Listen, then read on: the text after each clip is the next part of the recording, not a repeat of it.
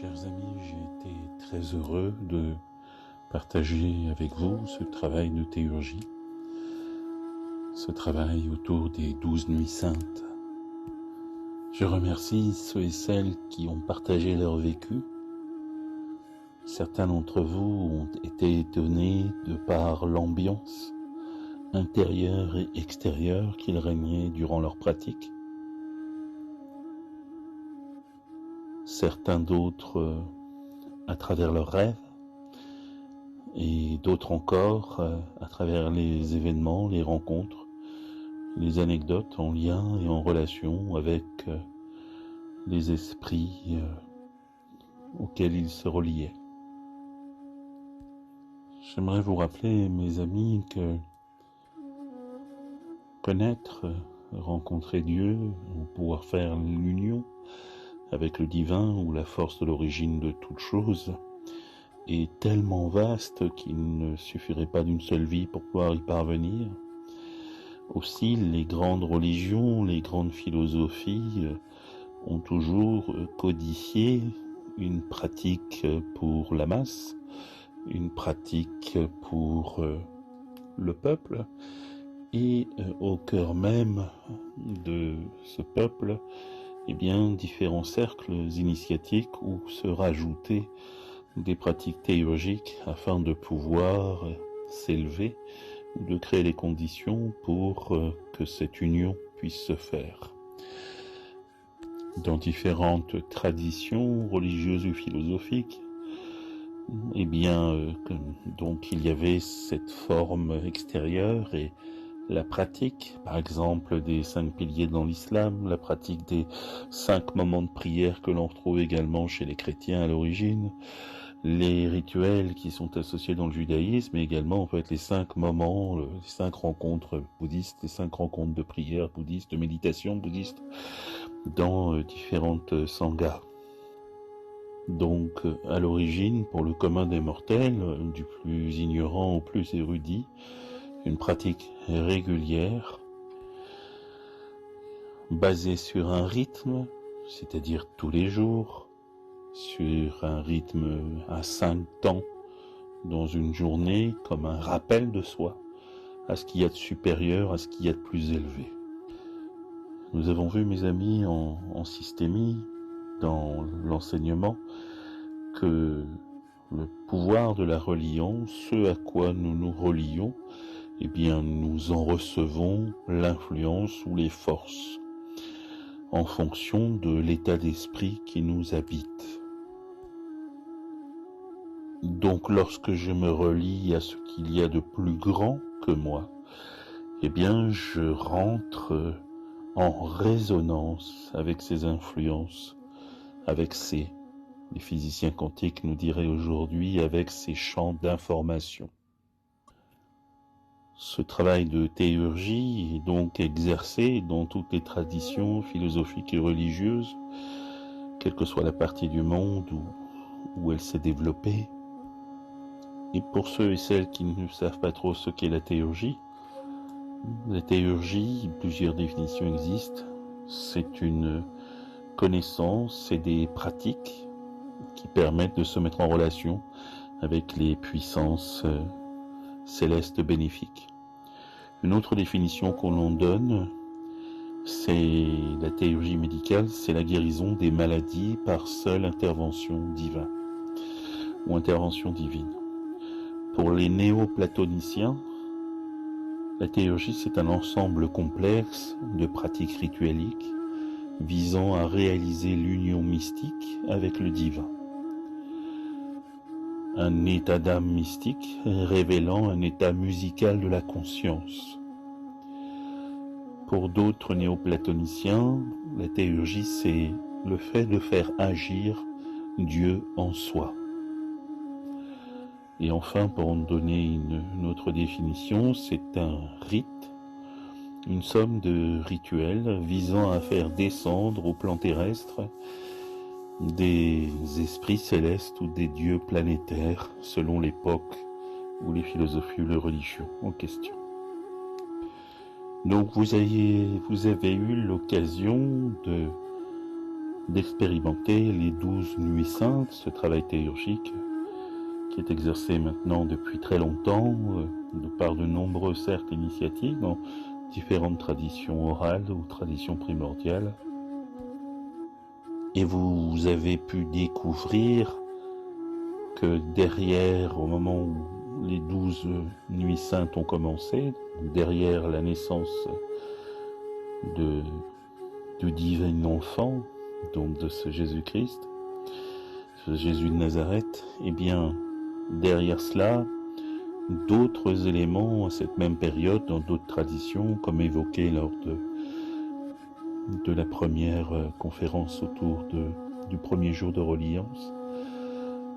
dans cette même période, donc Chrisnouka ou Hanouka pour les Juifs, donc ce symbole de la lumière qui vainc les ténèbres, ou de la lumière omniprésente quand l'obscurité est la plus longue et la plus grande dans sa symbolique, à travers les journées qui sont plus longues que les jours. On a vu également que dans d'autres traditions, comme celle du masdéisme ou de Zarathustra, donc on honore effectivement la symbolique de la lumière, de l'esprit qui à un moment donné s'incarne et amène une modification de conscience pour l'ensemble de la planète et dans la civilisation humaine et dans le développement de la conscience. Nous avons vu également que pour certaines branches de l'islam, on commémore effectivement le prophète. Et donc, comme ça, nous pourrions remonter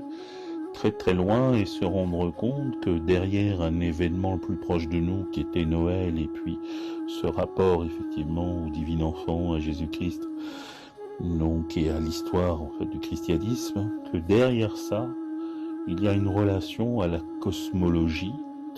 Et ce rapport à la cosmologie, eh bien, elle va nous mettre en relation avec des grands cycles cosmologiques. Ce que nous avons vu, donc des cycles ascendants et descendants. Et s'il existe, de par les religions, des rituels, des pratiques et des formes très différentes, si elles diffèrent par leur forme extérieure, en réalité, elles contiennent tous le même message, la même essence, au-delà des formes religieuses et philosophiques.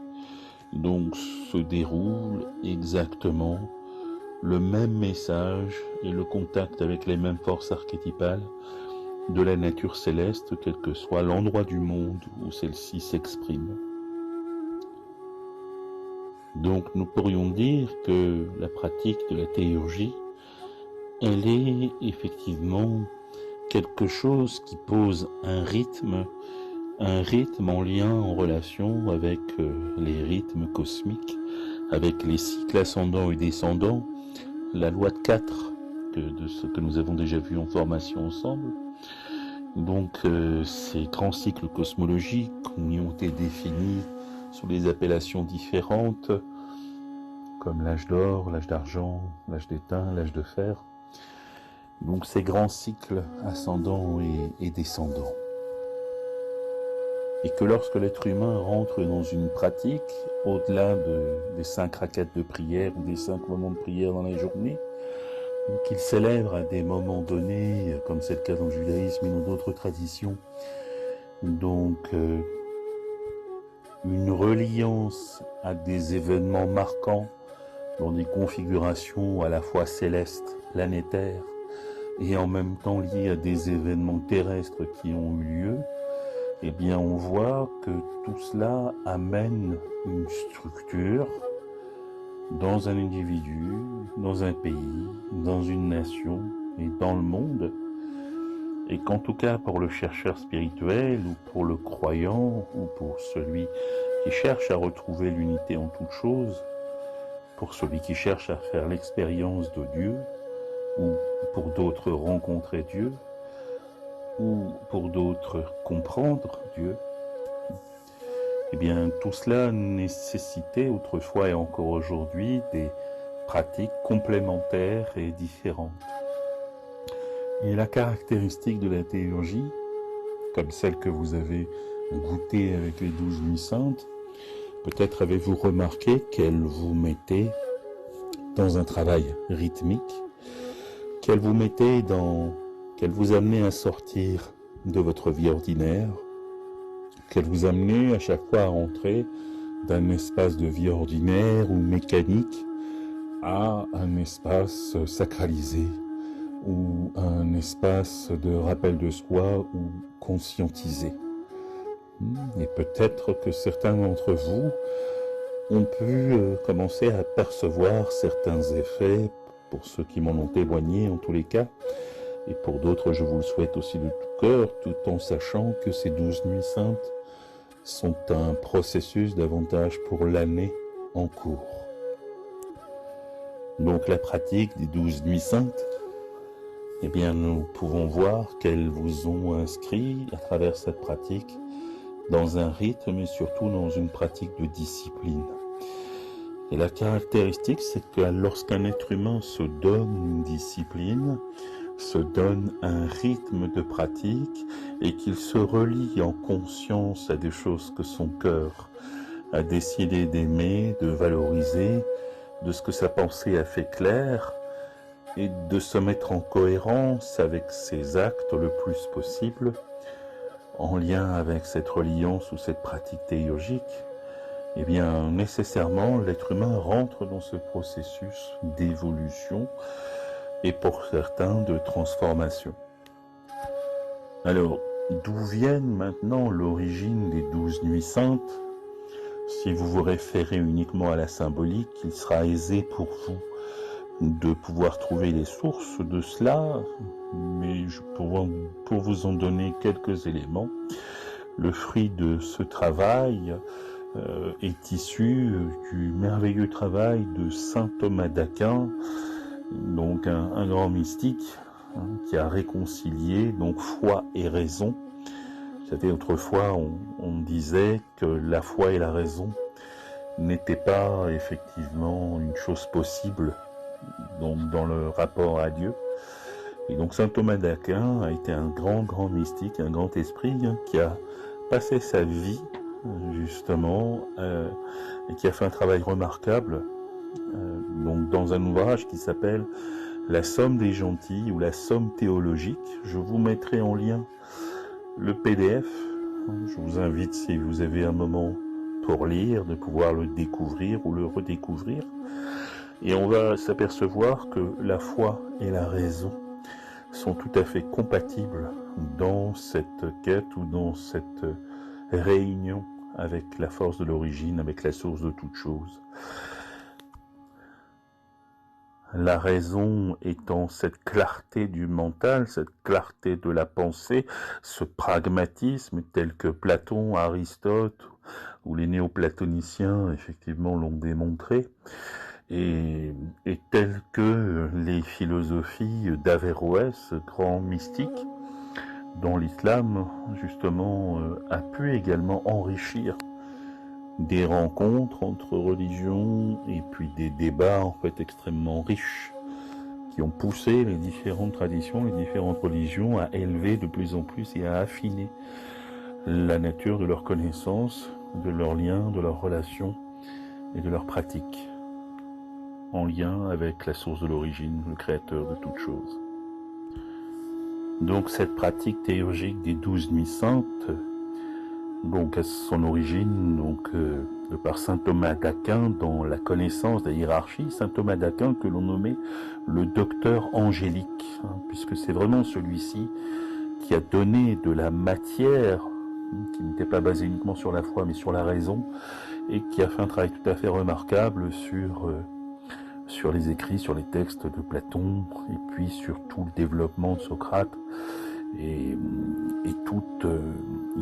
cet héritage que nous avons reçu en fait des Grecs. Plus proche de nous, ces pratiques ont été en fait exercées dans certains courants rosicruciens, donc dans des cercles en fait ésotériques occidentaux, mais également en fait ont été dans certains cercles derviches, donc et également pratiqués dans le cadre des cercles de la 4e voie, dans certains cercles de la 4e voie de Georges Ivanovitch Gurdjieff, Et, et pour ma part, en fait, j'ai pu découvrir effectivement cette pratique, entre autres, sous cette forme où elle existe, en fait, auprès de Célie Maïsel, donc un maître de sagesse de la 4e voie, en fait, décédé maintenant, paix à son âme, et donc qui a adapté cette pratique des 12 nuits saintes à l'époque qui est la nôtre. Voilà, bien évidemment, chers amis, je vous remercie d'avoir partagé avec moi ces connaissances des anciens, avec l'immense gratitude et reconnaissance pour ces sagesses anciennes qui nous ont légué ce savoir, ce savoir-faire, et cette possibilité de pouvoir élever notre conscience vers cet état d'unité, vers le tout en fonction de la sensibilité spirituelle et religieuse qui est la nôtre. J'espère que vous en ferez une bonne étude, une bonne pratique. Je reste en lien avec vous si vous avez des questions. Et bien évidemment, je serai très heureux de développer d'autres sujets avec vous au cœur de la formation et en dehors. Merci infiniment.